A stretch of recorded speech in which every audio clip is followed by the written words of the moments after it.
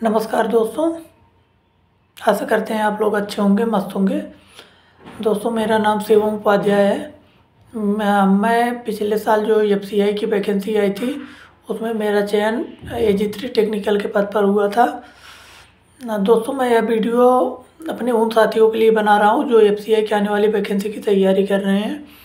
दोस्तों, सबसे पहले मैं यह बताना चाहता हूँ कि इसके जो AG3 का एग्ज़ाम होता है उसके लिए आपको 2 चरणों में एग्ज़ाम होता है, एक प्रीलिम्स का, एक मेंस का।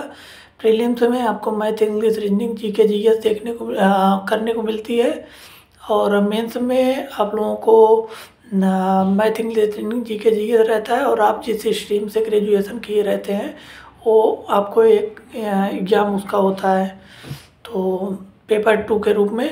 तो दोस्तों, इसके लिए आप लोगों को मैं यह बताना चाहता हूँ कि अगर आप एग्रीकल्चर बैकग्राउंड से हैं तो उसमें आप लोगों को एफओ की अगर तैयारी कर रहे हैं तो मैथ, इंग्लिश, रीजनिंग की तैयारी करते ही हैं। और फिर उसके बाद जीके जीएस जो बनता है, जीके जीएस के लिए आप लोग किसी भी यूट्यूब के चैनल पे किसी को भी फॉलो करके अपना उसकी तैयारी कर सकते हैं। जीके जीएस तो उतना हार्ड नहीं रहता है, लेकिन जीके जीएस जान लीजिए कि वो कम भी नहीं रहता है। उसका जो लेवल देखा जाए, अगर वो सही से पूछ ले तो कोई नहीं कर पाएगा, लेकिन ऐसा होता नहीं है क्योंकि वो उस लेवल का पूछते हैं जिसको सॉल्व किया जा सके। तो उसका क्वेश्चन भी उतना हार्ड नहीं रहता है।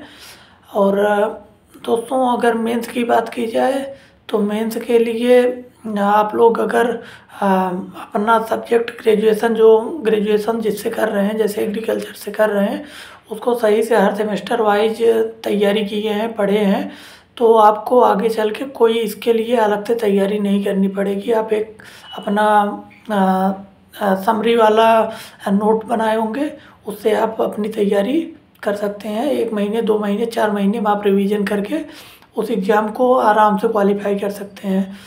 तो आपको प्रीलिम्स के लिए मैं यह कहना चाहता हूँ कि प्रीलिम्स के लिए अगर आप एफओ की तैयारी कर रहे हैं तो एफओ के लिए आप मैथ, इंग्लिश, रीजनिंग पढ़ ही रहे हैं। तो मैथ, इंग्लिश, रीजनिंग में आप लोग ये देख लीजिए कि इसका जो पिछले साल जो क्वेश्चन पूछा गया था उसका कोई वीडियो डाला होगा यूट्यूब पे। उस वीडियो में देख लीजिए कि कैसे कैसे क्वेश्चन पूछे गए थे, कौन कौन से थे। अब जैसे जो क्वेश्चन आता है वो 15 मिनट का ही उसमें टाइमिंग होता है। 15 मिनट में ही 15 क्वेश्चन करने होते हैं।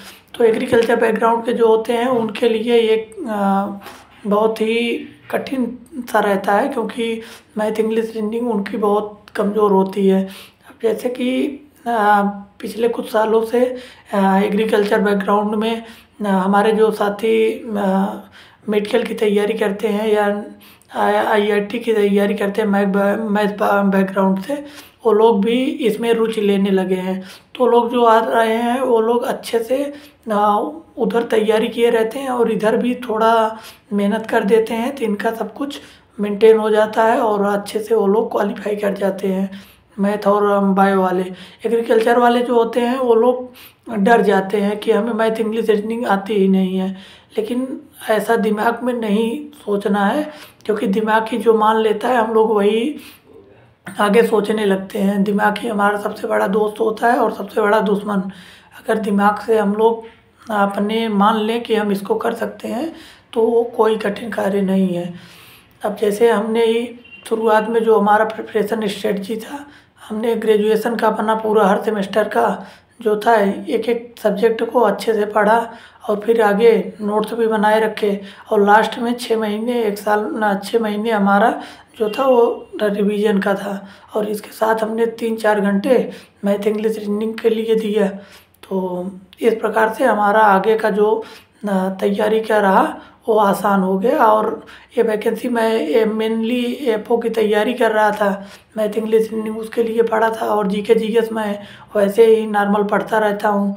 और जीके जीएस मेरा उतना है कि हम किसी भी एग्ज़ाम में अगर बिना तैयारी के भी बैठे तो एक हद तक क्वेश्चन आसानी से कर सकते हैं। तो इसलिए हम आप लोगों को ये कहना चाहते हैं कि जीके जीएस जो है वो डेली रूटीन बना लीजिए, कि जैसे कि एक हम लोग बिना पानी के नहीं रह सकते हैं, वैसे ही ये जो 4 सब्जेक्ट हैं, जब तक बैके अपना किसी जगह चयन नहीं हो जा रहा है, तब तक हम लोगों को math, English, reasoning, GK, GS पढ़ते रहना है, क्योंकि अब हर एग्ज़ाम में ये चारों चीज़ पूछी जा रही है। और हम लोग यही अपना सब्जेक्ट अगर छोड़ दें तो ये इन सब में मात खा जाते हैं और सिलेक्शन नहीं हो पाता है। तो ओवरऑल हम यही कहना चाहेंगे कि आप लोग अगर एफसीआई की जो आने वाली वैकेंसी है उसमें चयन लेना चाहते हैं तो अभी से 2 घंटे 3 घंटे math, English, reasoning, GK, GS इसमें अपना टाइम दे दीजिए। और एग्रीकल्चर का इसका क्या रहता है कि जो सेकंड पेपर रहता है, जो अपना पर्टिकुलर सब्जेक्ट जिससे हमने ग्रेजुएशन किया है, उसमें क्या रहता है कि आपको 60 क्वेश्चन देखने को मिलेंगे। 60 क्वेश्चन में अगर आप लोग 30-35 क्वेश्चन कर दे रहे हैं तो आपका मेन कट ऑफ वही बना देगा। मैथ, इंग्लिश, जीके, जीएस अगर कमज़ोर भी है फिर भी आप लोग 30-35 क्वेश्चन इधर से कर देंगे और उधर अगर 40 क्वेश्चन तक हो जा रहा है तो आपका सिलेक्शन बहुत आसानी से हो जाएगा।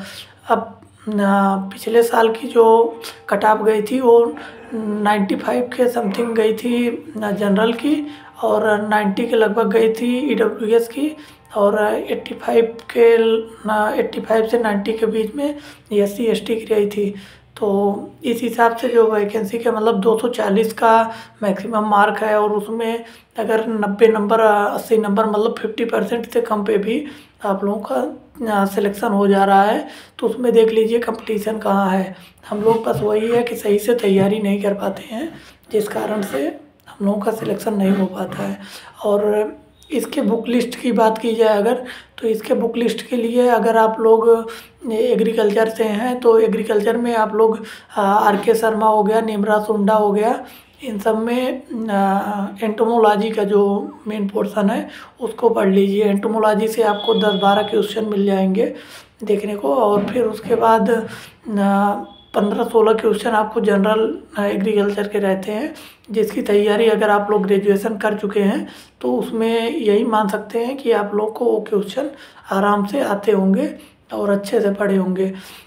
बस यही है कि कंटिन्यूटी बनाए रखनी है पढ़ाई में, क्योंकि अगर आप रिवीजन नहीं कर रहे हैं और इससे थोड़ा सा भी हट जा रहे हैं, दूरी बना रहे हैं, तो ये आगे आप लोगों के लिए घातक साबित हो सकता है। तो बुक लिस्ट में यही एग्रीकल्चर का है, और मैथ, इंग्लिश, जीके, जीएस के लिए कोई बुक लिस्ट अभी तक तो हमने नहीं फॉलो किया है। बस यूट्यूब से हमने एसएससी अड्डा का जो था उस पर वीडियो बैंकिंग अड्डा बैंकिंग का ही था, उसमें मतलब फ्री क्लासेस थी तो उसको हमने फॉलो किया था, और मैथ, इंग्लिश, रीजनिंग वहाँ से पढ़ा था। जीके, जीएस का तो हम यूट्यूब से ही कुमार गौरव सर का क्लास कर लेते थे सुबह, नहीं तो हमने उधर लेखपाल की भी तैयारी की थी, तो लेखपाल के लिए भी एग्रीकल्चर जीके, जीएस का था, तो उससे हमारा बहुत ही मदद मिल गया था।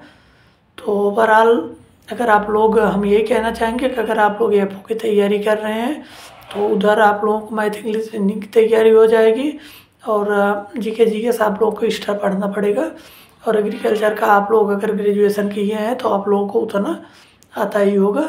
हाँ, एंटोमोलॉजी क्वेश्चन जो आते हैं उसके लिए आप लोगों को थोड़ा सा सही से पढ़ना होगा, क्योंकि उसके क्वेश्चन 10-15 क्वेश्चन ऐसे 10-5 क्वेश्चन ऐसे रहते हैं जिसको आप कर लेते हैं तो आपके कट ऑफ में आपके नंबर में अच्छा इजाफा कर देगा। और इसमें 30 क्वेश्चन के जो आधा पोर्शन रहता है वो बायोलॉजी का रहता है, जूलॉजी बॉटनी का, तो उसके लिए आप लोगों को पहले से ही कोई बुक जो जूलॉजी बॉटनी का है उसको पढ़ना होगा। हमने तो कोई ऐसा पढ़ा नहीं था, जो इंटर लेवल में हमने जूलॉजी बॉटनी का पढ़ा था उसी से ही हमने मान के चला कि आ जाएगा, उसी से हो जाएगा। और हमारे ख्याल से 10-15 क्वेश्चन में हमारा 5-6 क्वेश्चन सही भी हुआ था। तो ओवरऑल हम यही कहना चाहेंगे कि आप लोग अभी से अगर टाइम है जूलॉजी बॉटनी के लिए, कोई भी जो बायो स्ट्रीम का जो बच्चा है जिसने अपना मतलब पहले से मेडिकल तैयारी की है, उससे एक आध बुक जो समराइज करके हो उसको लेके जूलॉजी बॉटनी का वहाँ से तैयारी कर लीजिए। नहीं तो अपना इंटर लेवल का जो एग्रीकल्चर वाले हैं वो लोग जूलॉजी बॉटनी पढ़े हैं, उससे लेके आप लोग पढ़ लीजिए, तो बहुत ही अच्छा हेल्पफुल होगा। तो बस यही हम आप लोगों को बीच में आप लोगों को बताना चाहते थे। और जो कुछ भी समस्या होगी वो आप लोग कमेंट करके या तो वैसे हमारे कांटेक्ट में जो लोग होंगे वो लोग हमसे बातचीत कर सकते हैं। हम आप लोगों को मदद कर सकते हैं जैसा भी हो, जो तैयारी में आप लोगों को परेशानी आ रही है। धन्यवाद।